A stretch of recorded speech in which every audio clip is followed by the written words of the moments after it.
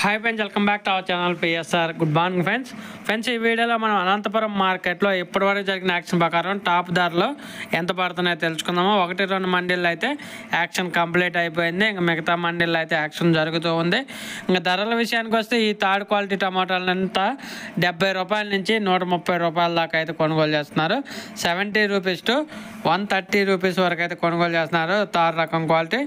అలాగే సెకండ్ రకం క్వాలిటీ విషయానికి వస్తే 250 రూపాయల నుంచి 350 రూపాయల వరకు అయితే కొనుగోలు చేస్తున్నారు.